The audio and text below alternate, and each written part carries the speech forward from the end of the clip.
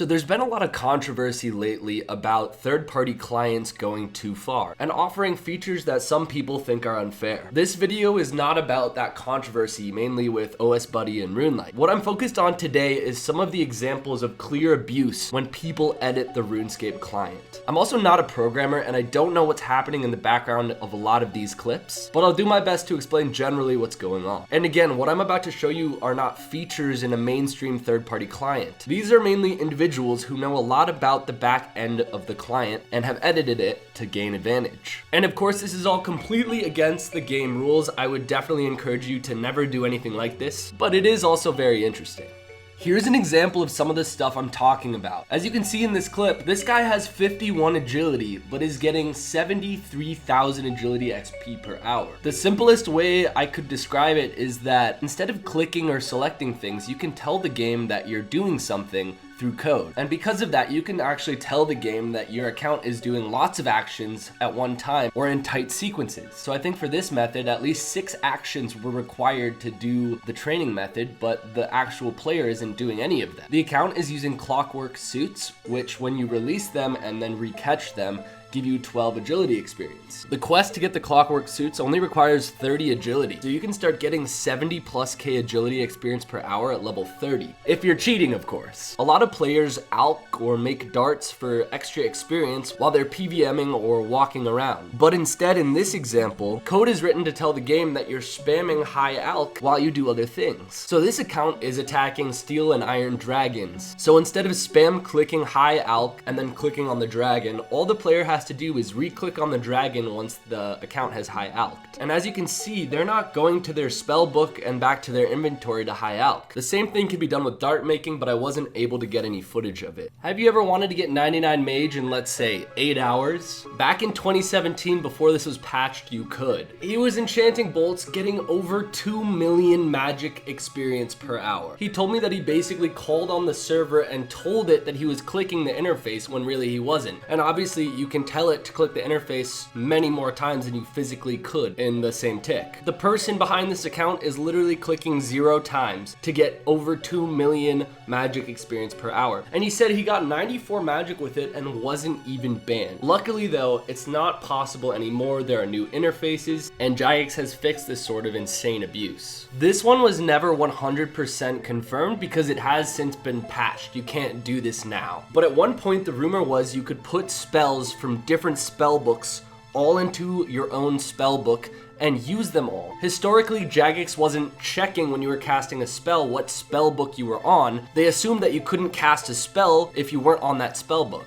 The people who knew how to do this used to be able to cast Ice Barrage and Vengeance and also alch something, regardless of the spellbook they were on. I only talked to people who told me that they had heard about it a few years ago when other people might have been doing it. But this would have been one of the biggest abuses I've ever heard of. I've been told that the maximum actions a line of code can call is 10. Now, if that doesn't make sense, here's an example. You can clean 10 herbs at once. And this is a little clip I was sent of someone doing that. It used to be that there was no limit for the amount of actions you inputted per tick, but now Jagex has capped it at 10, which is still incredibly overpowered if you look at what's happening on screen. So instead of clicking on every single individual herb, a line of code just cleans 10 at once. I think there are a lot of potential ways to abuse this, and this is just one example. And this is just really, really bad. When you combine what I've been talking about, calling actions with code instead of actually doing the action, when you combine that with a bot, you get something like this, a 3-tick mining bot. And this is pretty alarming because it makes bots even more powerful. The people at the highest levels of this game who are competing with each other to gain the most experience efficiently, they do this kind of thing. And all of a sudden, there are bots that also do this kind of thing. So it's not just that bots affect the economy or train up accounts. Now they're able to compete with the players who have the most skill and patience. This video is pretty depressing, isn't it? Let's lighten the mood up a little bit with some more lighthearted clips. Not all the people messing with the RuneScape client are doing so to gain advantage. You can also mess with the graphics, like this sniper rifle and pistol example. Now, this has been a problem for a while already, and it's been brought to the attention of a lot of people in the community. The types of automation I've been talking about can also be applied to PvP. And I was actually able to interview a guy who owns and runs a PvP third-party client, which offers a ton of advantages. I want to start off though on a positive note with a statement from him in the interview. They won't find my client because it's it's in the process of shutting down right now. I decided to shut it down probably about a month ago, pre the release of their statements, because it's just not worth the time for me anymore. To remain anonymous, he used a voice modifier, but here's the start of the interview. Pretty much it's a PvP based client that a lot of high riskers use to get an edge. Well, it just has a lot of automation for things that would normally be considered hard to do, or things that would be considered, you need a quick reaction time. For example, Gmall AGS or AGS Gmall, it's like you don't have to do anything. It just does it off of an XP drop. Wait, so it'll switch to your Gmall for you? Yeah, so basically if you hit a specified XP drop, it will automatically switch to your AGS and then automatically switch to your Gmall and do a full combo. So if you hit like a 40, it'll go off. You're PKing with a magic short bow and you set the threshold to 20 or 25. Right, and then it will instantly Gmall.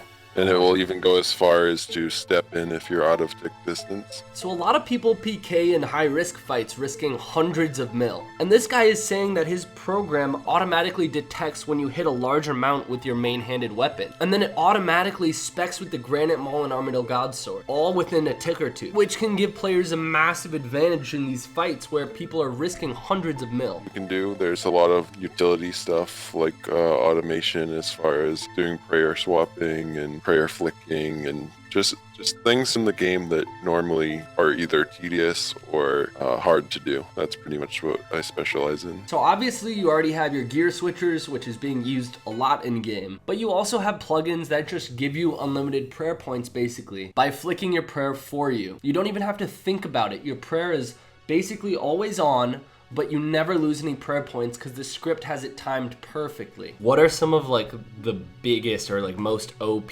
types of automation you've seen? Automation goes, I've seen people complete, some of the hardest things that's considered in the game. I've seen automation for the Infernal. I've seen automation for the Fire Cape. There's just literally, you name it, there's automation for it. It's just a matter of, is it public or is it something underground? Is there anything outside of automation that is being abused right now? There's many things outside of automation that are being abused. Automation is really the least of the worries for Jagex. There's a lot of unencrypted or unprotected things that are being abused. Can you tell me a little bit more about like packets and what's currently happening? So basically the way the game works, right, is the game communicates through packets, and you can take those packets and pretty much in the middle you can capture those packets and modify them. Now it used to be so bad that you could modify them that you could change the result of something happening in the game. For example, I drop a bronze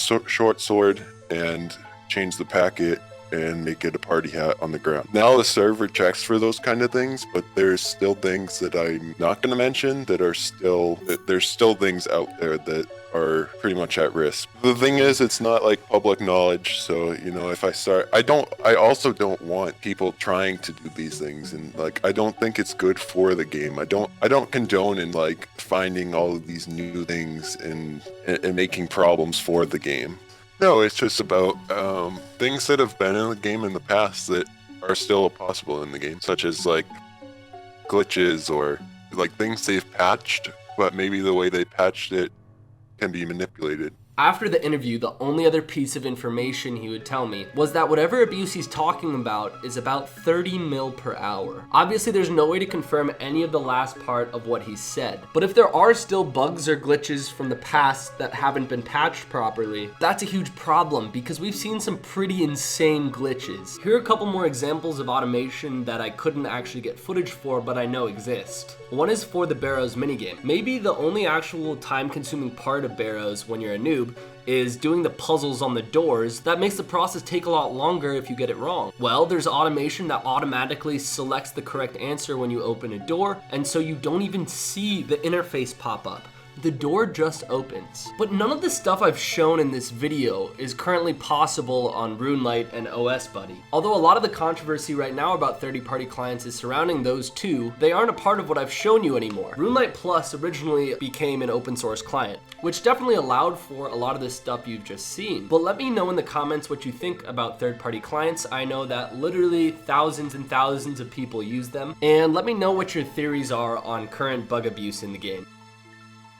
And if you guys want access to less edited videos that don't make it to public on my channel, for example, the full unedited interview from this video, which I think is over 20 minutes long, all you have to do is become a member by clicking join on the home screen of my channel or below this video. It's as low as 99 cents a month, and if you use AdBlock a lot and want to support my videos, definitely check that out. There's some especially spicy content coming out on there. I'll post screenshots of bot farms I'm finding in game. For example, these Armadillo bots that I'll be showing in upcoming videos. Obviously, though, the top quality content will always be public and free on my channel. This is more just behind the scenes content for people who really want to support me.